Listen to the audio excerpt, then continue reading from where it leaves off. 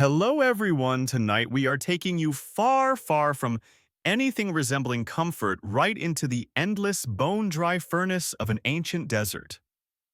Picture this: the stars are smeared like chalk across the black sky, and the sand beneath your feet is still warm from the merciless sun that ruled the day. The wind sighs over the dunes, carrying secrets older than you or I can truly grasp. And somewhere out there in this endless sea of shifting grains, something listens. Not watches, listens. For in this place the eyes are useless, and sound is the only true currency of survival. Oh, and you probably won't survive. Sorry. I mean, you're basically a crunchy snack walking around in the dark for anything that calls this desert home. So before you get comfortable, take a moment to like the video and subscribe, but only if you really like what I do here. And hey, tell me where you're listening from tonight and what time it is.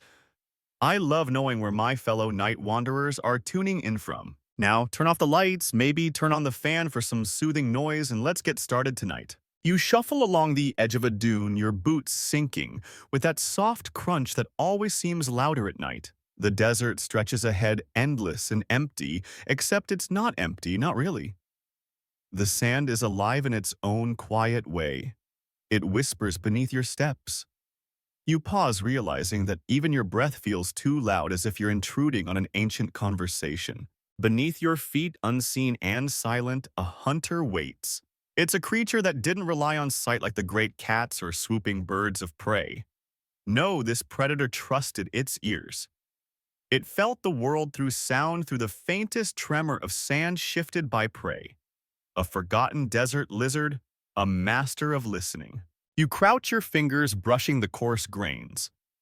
A breeze rises, rattling dry stalks of forgotten desert plants. Little skeletal things that refuse to die. The temperature drops, and you can almost hear the sigh of the earth as the heat lifts. Somewhere nearby, maybe no farther than the length of your arm, the lizard waits under the sand.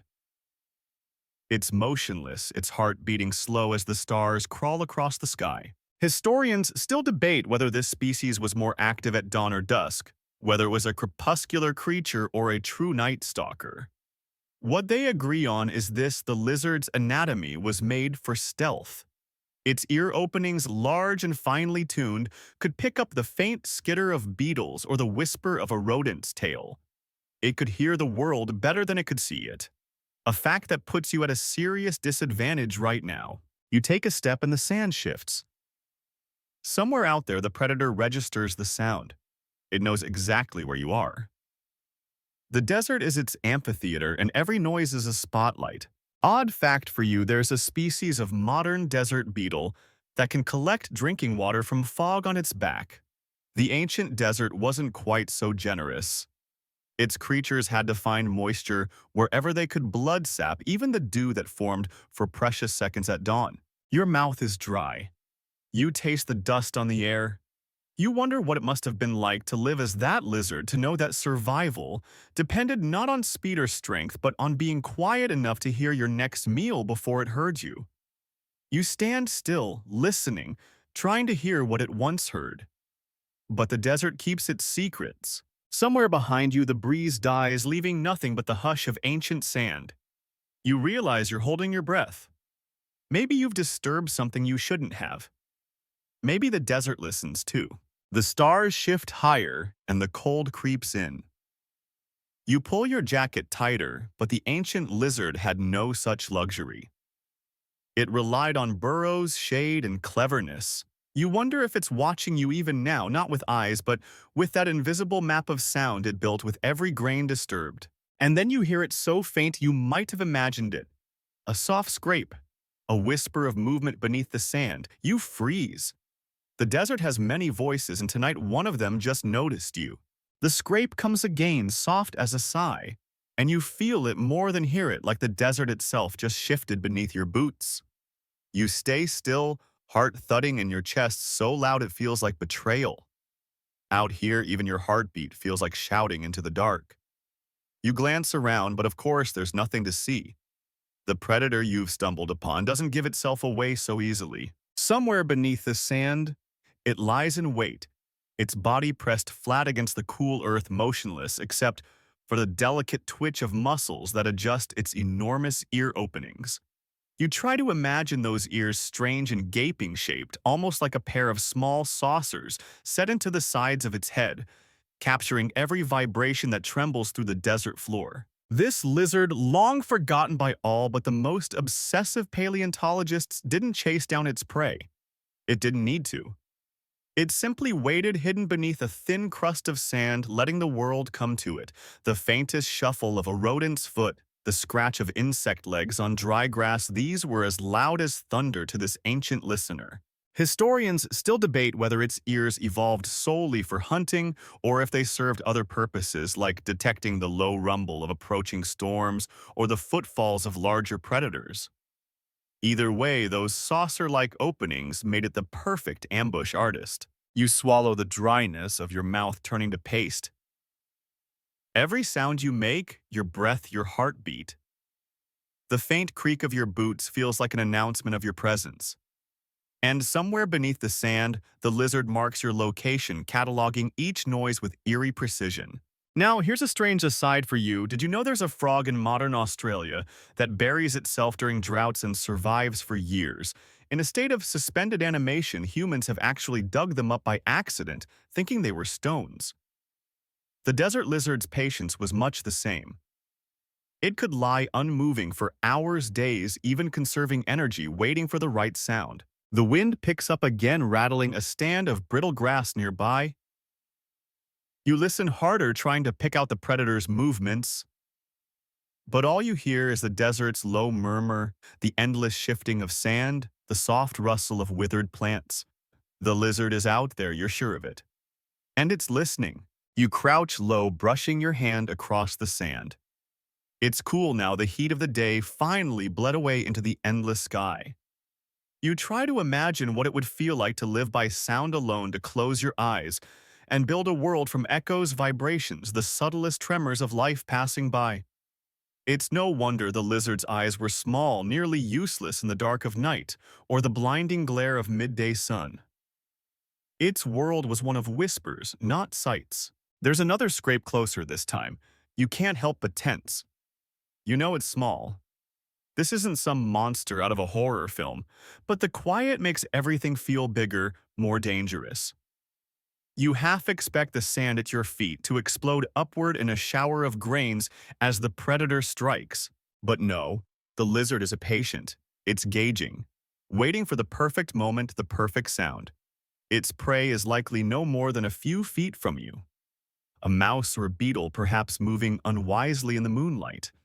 And the lizard hears it all, the tiny crunch of paws on sand, the faint shift of dry stems as the creature noses about. Historians still debate whether this predator's hearing was the most advanced of its era, or merely specialized for its harsh environment.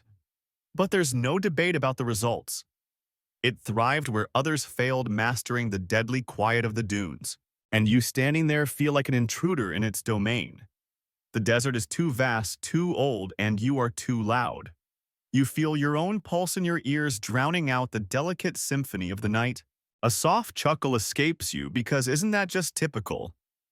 You come all this way hoping to witness something ancient and wild, and all you can do is make noise and hope you don't mess it up, you whisper to the night. Sorry about that, and it feels almost right to apologize to a predator you can't see. You take a step back, careful now, trying to minimize the crunch of your boots on the sand. The breeze carries a faint scent of sage and dry earth. Somewhere the lizard adjusts its position beneath the sand, angling those great ears toward the source of the next sound. And far across the dunes, a different predator howls, a modern jackal. Maybe reminding you that while the ancient listener may be gone, the desert is still full of hunters. You move on quieter this time, leaving the lizard to its hunt. Somewhere out there, a rodent makes a final fatal noise, and the desert listens. You trudge deeper into the dunes, the sand swallowing your footprints as fast as you make them. The stars above seem closer now, like they're leaning down to listen along with the desert. Your breath puffs in the cold night air, and you can't help but think about the forgotten lizard beneath your feet, how it survived out here in this furnace by doing what no other predator dared. It didn't run, didn't chase, didn't rely on brute strength. It simply listened. The heat of the day still clings to the rocks around you. You brush your hand across one, feeling the warmth trapped in its core. The ancient lizard must have known all the tricks where to rest during the furnace blast of noon, how to angle its body to lose the least moisture. Its skin, pale and patterned to blend with the sands, reflected the cruel sun as best it could. You imagine it pressed tight into the shadow of a rock, those great ear openings working even as the world shimmered with heat. Historians still debate whether this creature was more cold-blooded or whether it developed some unique adaptations to regulate its temperature. The fossil record gives us clues, traces of blood vessel patterns in bone impressions, hints in the density of its scales, but the full truth has been swallowed by time. You wipe sweat from your brow, though the night's chill is setting in. The thought hits you: in this world, heat wasn't just discomfort. It was life or death. The lizard's entire day revolved around the rise and fall of temperature. When the sun blazed, it vanished into cool burrows or beneath dense scrub. When dusk came and the sand cooled, it emerged to listen for the careless steps of prey. Here's a fun and frankly bizarre fact while we're talking survival tactics. Modern camel spiders, despite their terrifying name, aren't spiders at all. And don't drink camel blood.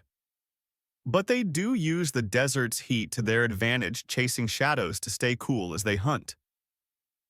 The ancient lizard did much the same, master of micro-shadows, using the smallest bit of cover to outwit the sun. You kick at a pebble and watch it skitter down a slope. The sound is swallowed quickly, but you imagine how loud that must seem to the lizard hidden somewhere nearby. Every shift of sand, every falling stone, a potential meal or a threat. The desert around you glows faintly in the moonlight, the sands silvered and eerie. You pause at the top of a dune, letting the breeze wash over you. Down below, the land ripples with ancient dunes and stunted bushes. You picture the lizard again, belly low, moving with a kind of slow grace to the best listening spot. A slight hollow in the sand may be where sound travels truest.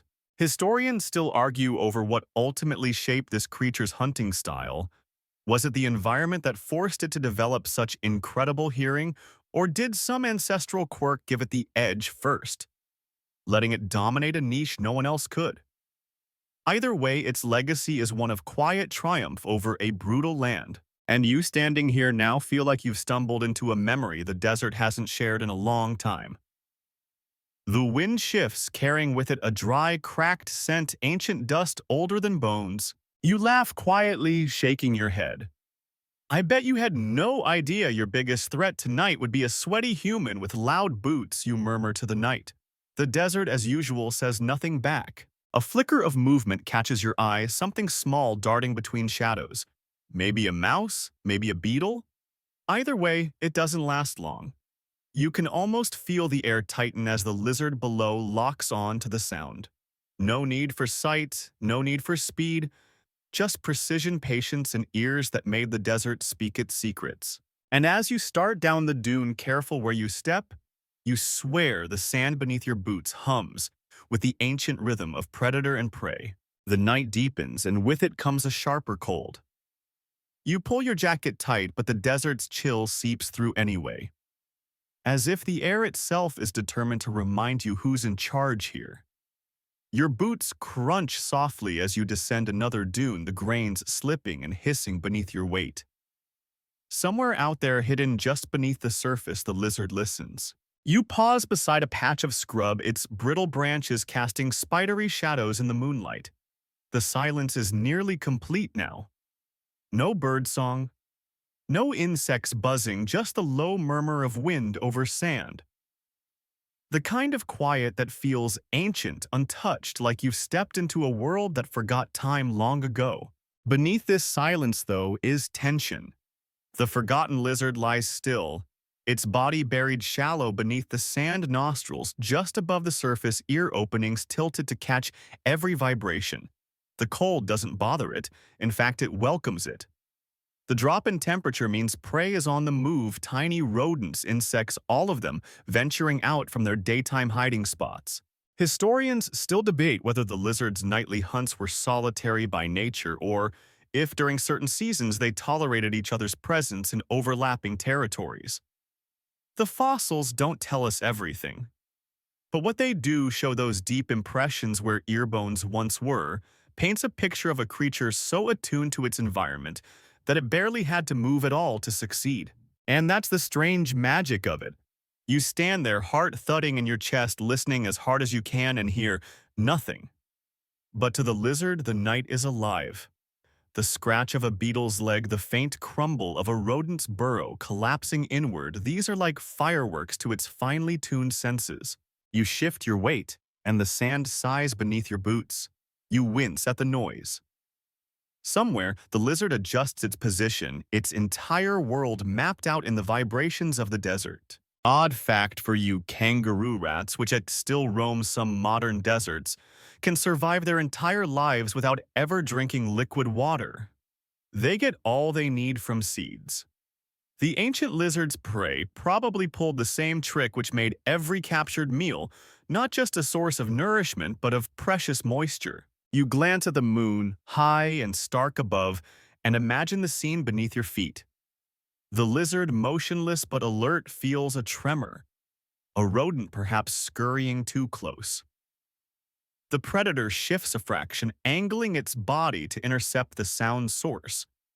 No dramatic pounce, no high-speed chase, just a sudden surgical snap of jaws when the time is right. The night feels heavier somehow, as if the desert itself is leaning in, waiting. You rub your arms against the cold, trying not to shiver too loudly.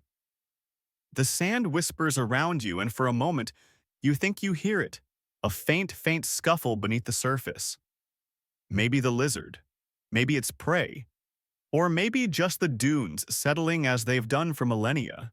Historians still debate whether these lizards survived into the later eras of desert expansion, or if they vanished as changing climates brought in new predators, new competitors. The record is patchy as it always is when the sand decides to keep its secrets. You whisper to the night, "I hope you're out there. Show me something." The desert answers only with silence. But in that silence, you start to understand this was the lizard's domain. A world where the loudest thing was the fool who didn't know how to listen. And just as you're about to move on, the breeze brings with it a sound so faint you almost miss it. A soft rhythmic scraping, as if something small is digging, unaware of the danger so near. You freeze knowing the predator is listening too, waiting for its moment in the moonlight. You hold your breath as if by doing so, you might blend into the stillness of the dunes. The sound drifts to you again, tiny paws scrabbling at the crust of sand, the foolish patter of a rodent who believes the night has hidden it from danger.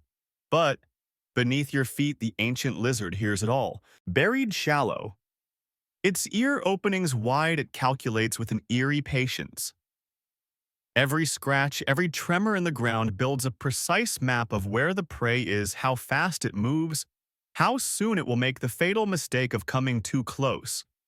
It's a quiet dance of death, and you, an uninvited spectator, can only stand in the cold, watching the night for clues. Historians still debate whether these lizards prefer to ambush their prey at fixed burrow sites, or if they roamed beneath the sand, adjusting their position to match the shifting patterns of prey.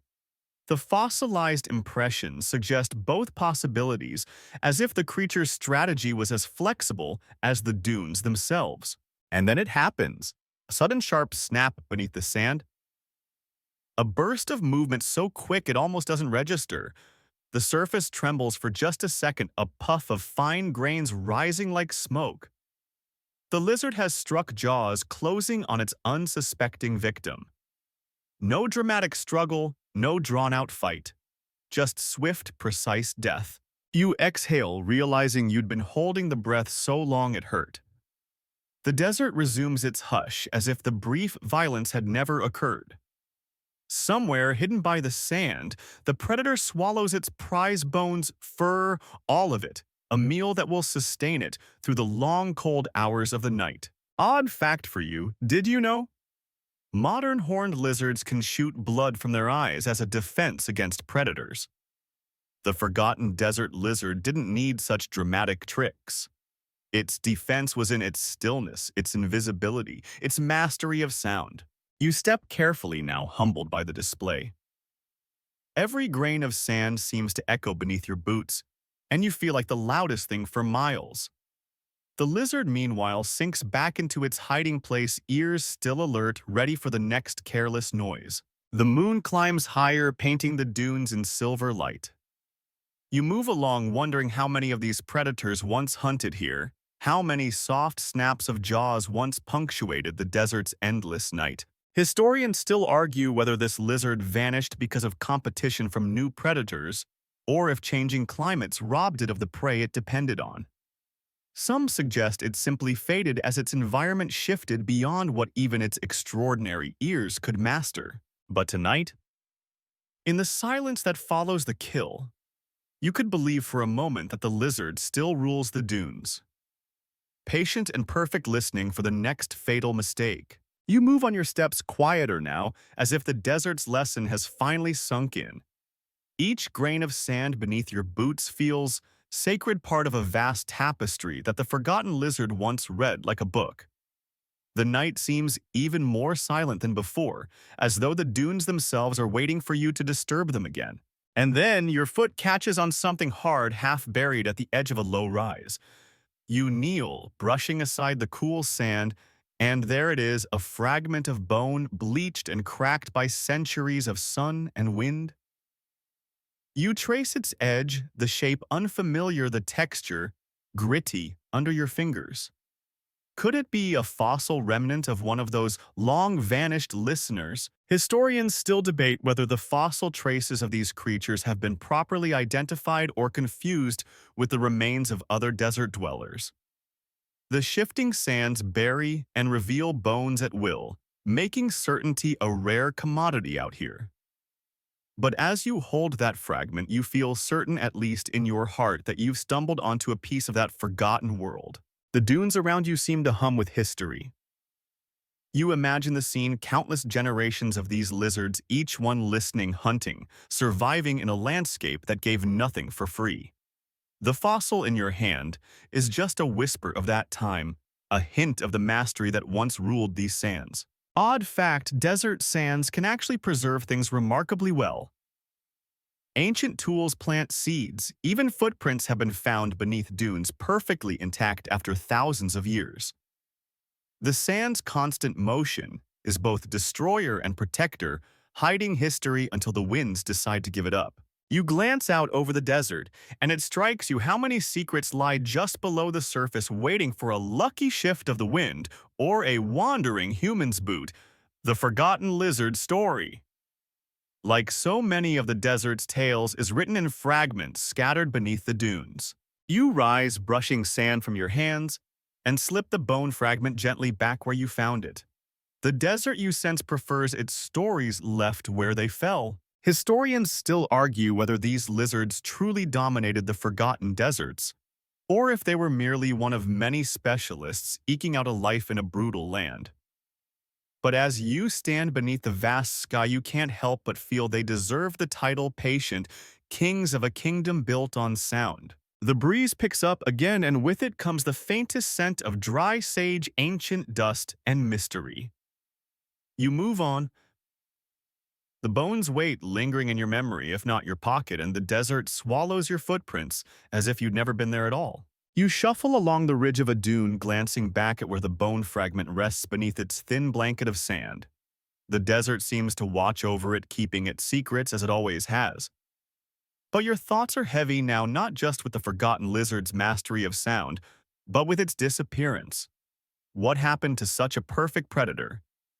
How could something so finely tuned to this world simply vanish? Historians still debate whether the listener lizard fell victim to climate change, a slow drying of the land that pushed even the toughest creatures past their limits. Others argue that new predators faster or stronger outcompeted it. Some even wonder if disease swept through the population, silencing those great ears forever. The truth, as always, is buried deep beneath the dunes guarded by time and shifting sand. You stop at the crest of another dune and gaze out. The desert stretches endlessly, a sea of soft curves and sharp ridges, a landscape sculpted by wind and memory. In the moonlight, it feels like you're standing on the back of some enormous sleeping creature, one that might stir at any moment. Odd fact, while we're pondering loss, there are modern desert plants that only bloom once in several decades, waiting for just the right conditions. The forgotten lizard's extinction may have been like that, the result of rare, terrible conditions aligning just wrong, just once, sealing its fate. You kick at a clump of sand, watching it crumble and flow down the slope like water. The desert, it seems, is always moving, always changing, erasing the tracks of those who came before. It's no wonder the lizard's story is told in fragments and guesswork. You imagine it, that final generation. The last listeners crouched beneath the sand waiting for a sound that would never come because their prey too had vanished or fled. The last sharp snap of jaws closing on empty air. The last echo. Historians still debate whether these creatures might have survived longer than we think, hidden in isolated pockets, listening to a world that no longer had a place for them. Maybe some distant dunes still hold their secrets, waiting for someone to listen closely enough to hear them. You turn from the ridge and head down into the hollow between dunes, the sand cool beneath your feet, the stars silent witnesses to the passing of an age. The desert keeps its memories well. Word count 1076. The night deepens, and with it comes a sense of the desert tightening its grip. The wind picks up sharp and dry, tugging at your clothes and scouring the dunes. Grains of sand sting your cheeks and you pull your collar higher. The landscape is shifting right before your eyes. What was smooth moments ago becomes ridged and rippled, as if the desert is restless, reshaping itself in the dark. You can't help but think of the forgotten lizard and how it must have dealt with nights like this. The storms that came without warning, erasing trails, filling burrows, turning the world upside down. And yet, it adapted. With each storm, the listener recalibrated, shifting its position beneath the sand, finding new hollows where sound carried truest. Historians still debate whether the storms of that ancient time were more frequent or more violent than today's, whether the climate shifts came in great sweeping changes or in slow creeping tides. Either way, the lizard survived them for a time. You crouch behind a low outcrop, shielding your face from the gusts, and listen. The storm's voice is a wild, ragged song, sand rattling like dry bones. It drowns out the small noises, the ones the lizard would have depended on. You imagine it waiting beneath the surface, ears pressed to the earth, trying to pick out the scrape of prey against the roar of wind. Odd fact for the night. Modern desert tortoises can sense low-frequency vibrations through their shells, detecting predators or storms before they're seen or heard. The forgotten lizard's ears gave it the same edge, a way to read the world through tremors rather than sight. A sudden gust knocks you sideways, and you stumble down the lee of the dune sand, sliding around you in a soft cascade. You laugh, breathless, brushing grit from your mouth. "Nice one," you mutter to the storm. The desert doesn't answer, too busy reshaping itself. The stars vanish behind a veil of sand, and for a moment the world is nothing but the hiss of wind and the burn of grit on your skin. You think of the lizard, how it must have flattened itself, sealed its nostrils. Let the storm pass over, a master of patience in a land that punished the unprepared. Historians still argue whether these creatures changed their hunting patterns after storms, adapting to the reshaped land or waiting for the calm. But you can imagine it emerging after the wind's fury, finding new paths, new places where the sound of prey echoed truest. The storm begins to ease, the wind softening, the stars peeking through again. You straighten, shaking sand from your clothes, and move on, leaving only faint prints that the desert will soon erase. As the storm's fury fades, the desert exhales into quiet once more, a silence so deep it almost hums in your ears. You pause atop a newly sculpted dune, the sands reshaped by the night's tantrum, and you think of the lizard how its world shifted underfoot with every storm, yet it thrived. Down below in the moon's pale wash, you picture it moving again after the chaos. Not with speed, never with speed, but with care testing the sand, feeling for the places where vibrations would travel truest. Those ears wide and cupped were its greatest weapon. Ears bigger than its bite, you might joke, because in truth, while its hearing was legendary, its jaws were, well, let's just say they weren't much to write home about. Historians still debate whether the lizard's modest jaws were a result of evolutionary trade-off. Did it lose size and strength there to gain those enormous sensitive ears? The fossil record suggests as much, but as always, the dunes don't give up all their secrets. You shift your stance, listening hard, trying to imagine the world as the lizard heard it. A world built of tremors and soft sounds where the loudest thing was usually dinner. And maybe you can appreciate why it didn't need fearsome teeth or crushing power. When you hear your prey before it ever senses you, all you need is enough bite to get the job done. Odd fact for the night, there's a modern desert shrew that can detect the heartbeat of its prey through the ground. The forgotten lizard's ears probably worked much the same, making the desert's quiet not a challenge, but a gift. You grin to yourself, whispering, ears bigger than its bite.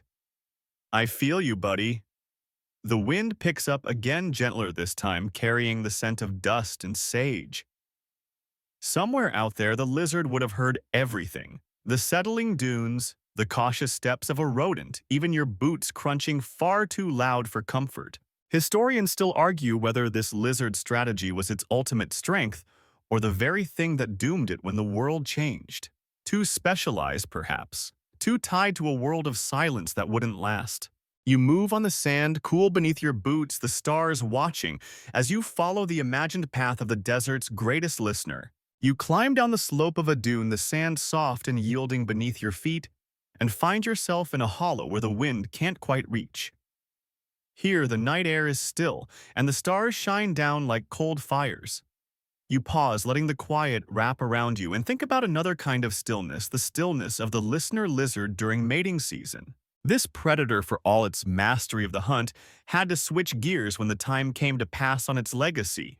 No roaring displays, no dramatic duels under the desert sun.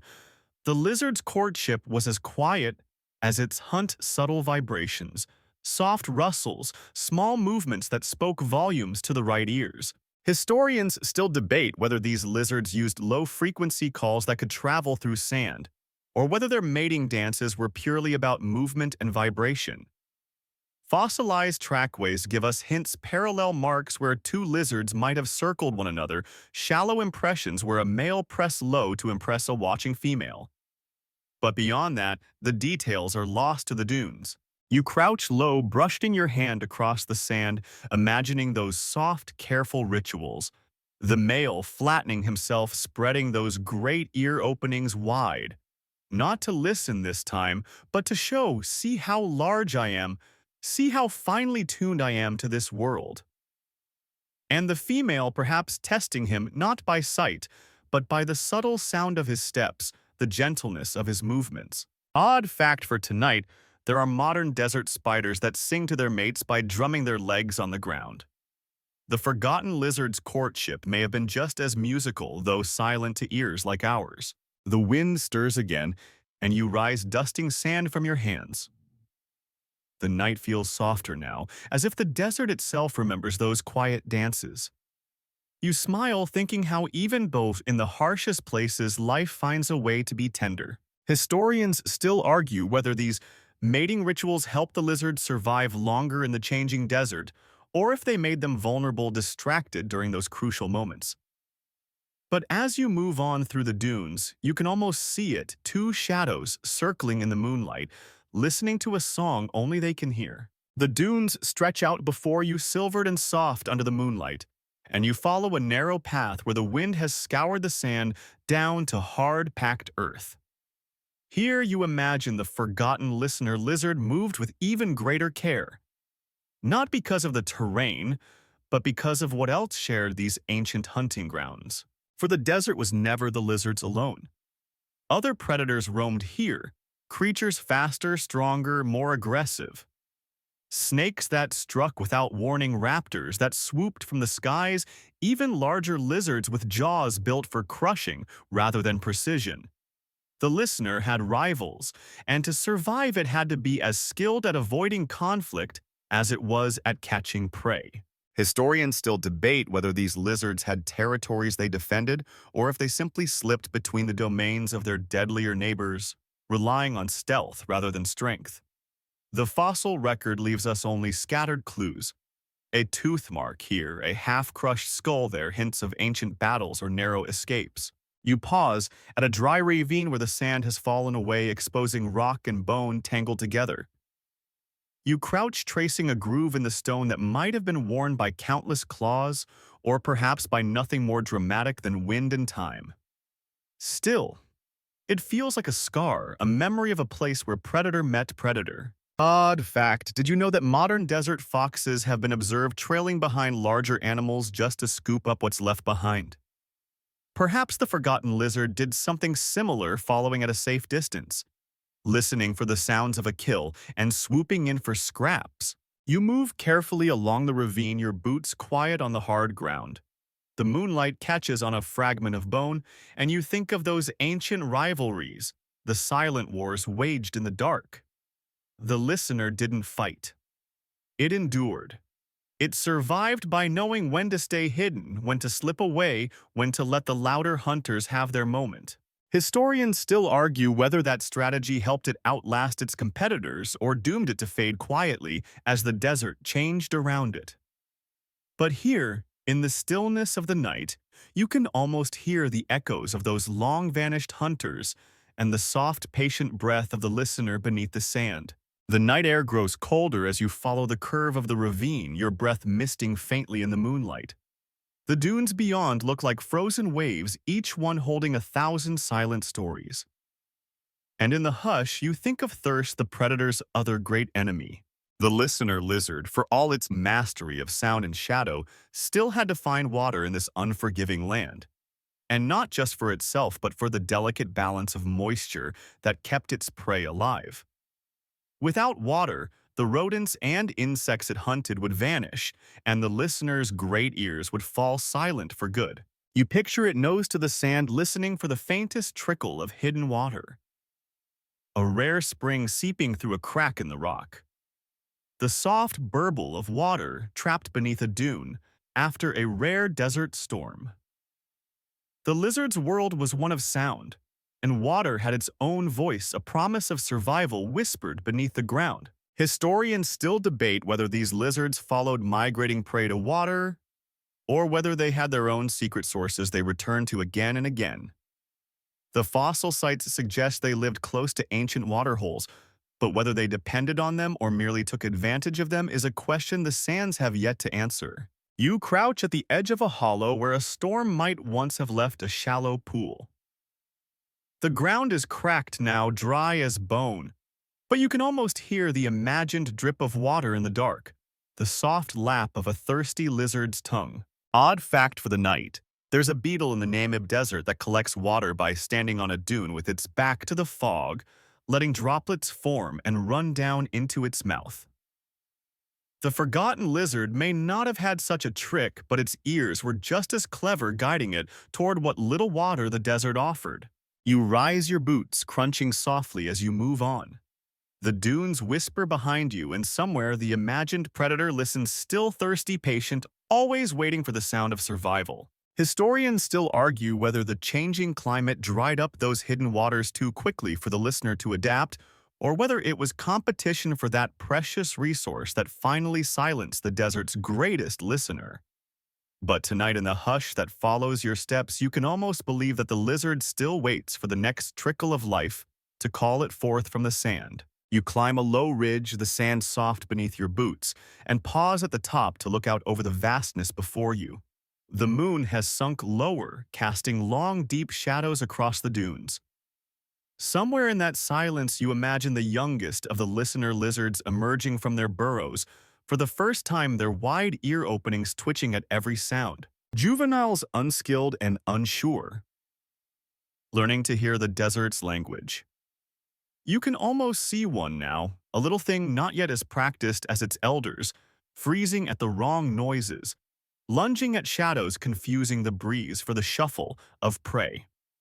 It's a dangerous lesson taught by the sands themselves where mistakes mean hunger or worse. Historians still debate whether these young lizards learned solely through instinct or if they watched and mimicked older members of their kind.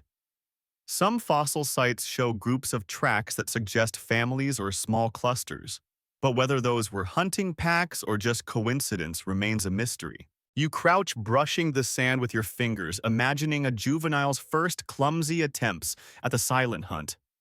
How it must have twitched its ears this way and that, trying to map the world through vibration and sound.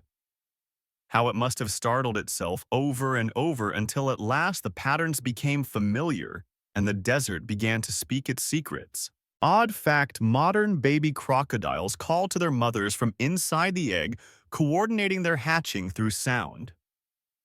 Maybe the listener lizards did something similar, their lives bound to sound from the very start.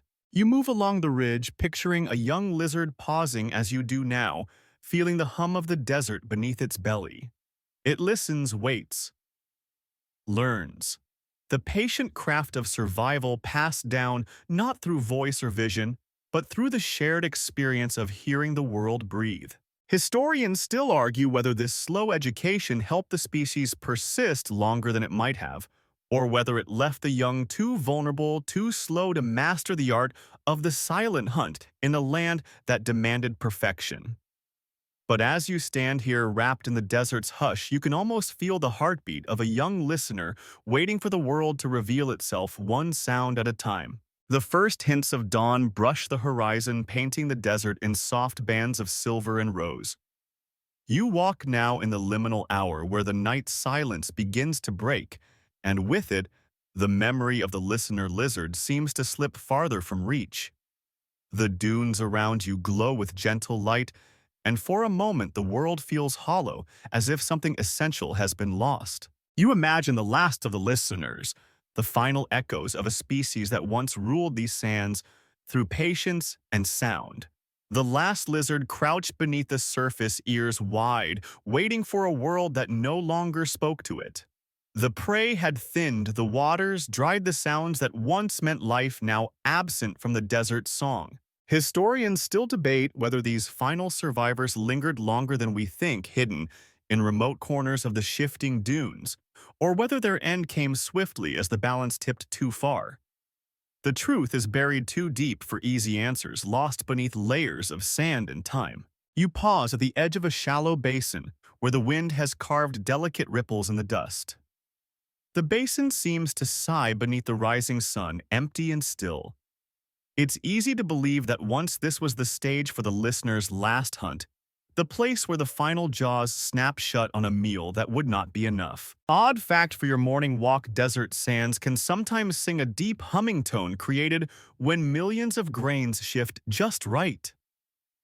Perhaps the forgotten lizard heard that eerie music, a farewell from the land it had mastered so well. The breeze stirs, carrying with it a faint warmth, and you feel the desert waking around you. But the echoes of the listener's world are gone now, swallowed by time. All that remains are the shifting dunes and the quiet hum of memory. Historians still argue whether we will ever find a fossil that tells the full story, a skeleton with the answers etched in bone. But as you stand in the dawn's light, you realize that some stories are meant to be whispers, not shouts, echoes in the sand that fade with the rising sun. The sun lifts higher, casting long gold lines across the desert's face. You stand at the top of a final dune, looking out over a sea of sand that seems to stretch beyond the edge of the world.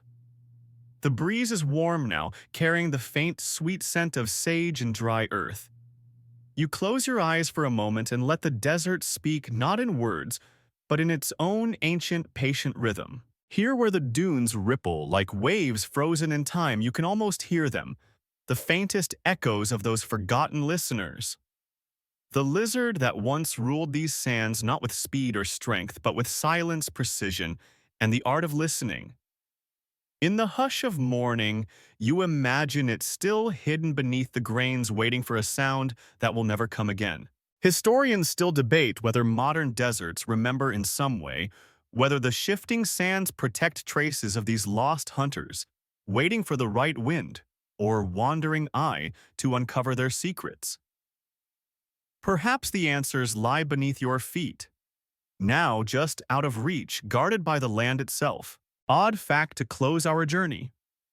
There are deserts on Earth where rainfall has not touched the ground in centuries, yet life persists hidden in cracks and shadows. Maybe somewhere in some forgotten corner of the dunes, the listener's story lingers too, a thread waiting to be found. You take a slow breath. The air dry and warm, the world around you soft with the glow of the morning. The desert hums with quiet life, the kind that endures unseen. And as you turn to leave, you glance back once more, half expecting to see the faint ripple of sand as the lizard rises for one last hunt. But the dunes remain still, keeping their silence. And now, before you go, let's take a moment to drift gently back from this world of sand and echoes. The listener lizard, with its great ears and quiet patience, was a master of survival in a land that offered little kindness. Through storms, drought, and shifting dunes, it thrived by hearing what others could not.